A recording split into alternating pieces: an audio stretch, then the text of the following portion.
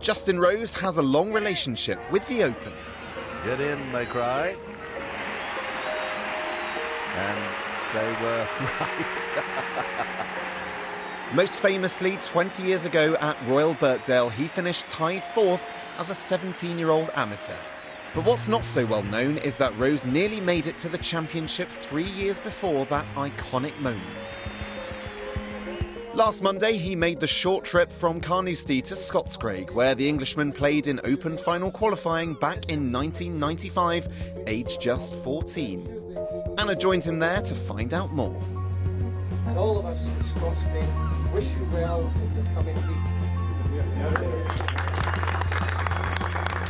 Justin, it's great to see you down here at Scotscraig. This club played a big role in your early relationship with the Open Championship. Just tell us about the celebrations that are going on here today. Yeah, the club were just very hospitable, and obviously Ron cared, and his wife Venora, Ron was the club captain in '95.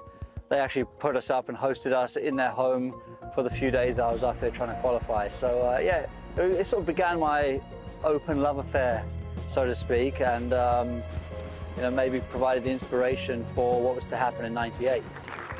And hopefully you will return at a future date to maintain your link with the club. Absolutely. Thank you, Justin. Thank you very much. George, thank you very much.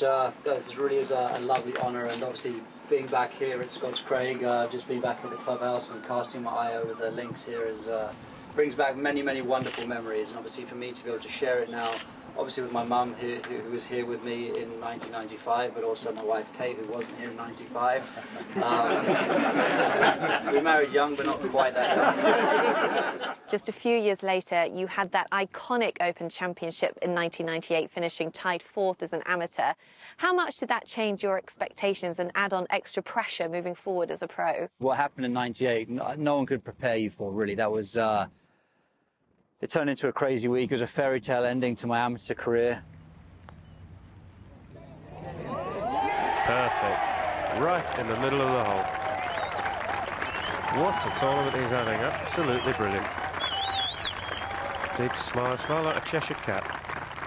But obviously finishing 4th, and my expectations changed, everybody's around me's expectations changed, and certainly the golfing world had these expectations for me for those coming months, and it made my turning pro much harder for sure. But I don't regret turning pro. I don't regret Birkdale for sure, '98. I mean, I'd never take that back. It was such a magical week. But I think it made the next year or so more tricky for me for sure. And you've openly said improving your Open record is a huge goal of yours this year, and of course ultimately winning it. Why do you think your results at the Open Championship haven't been as good as perhaps they could have been over the years? Honestly, there's no real good reason for it. I feel comfortable on links golf courses. You know, I've won the Scottish Open. I've played well in Dunhill links. I think maybe for a few years afterwards, and for a number of years, call it a decade afterwards if you want, I kind of was maybe trying to live up to that, or you know, because of what happened in '98 and even in '95 here at Scotscraig, the Open has been a special tournament for me. And obviously being a British player, it's the one you want to win more than any other anyway. So probably a lot of the pressure was self-inflicted for a few years, but I feel past that now. I feel obviously I'm at a different point in my career, much more able to deal with those types of stresses, I suppose. So there's no reason why I can't play well and why I shouldn't play well and why I shouldn't win this tournament. Certainly looking for a birdie here, and that's beautiful. So with it being 20 years since that moment at Royal Birkdale, do you feel like winning the Open Championship, it would make it a bit of a full circle for your relationship with the Open?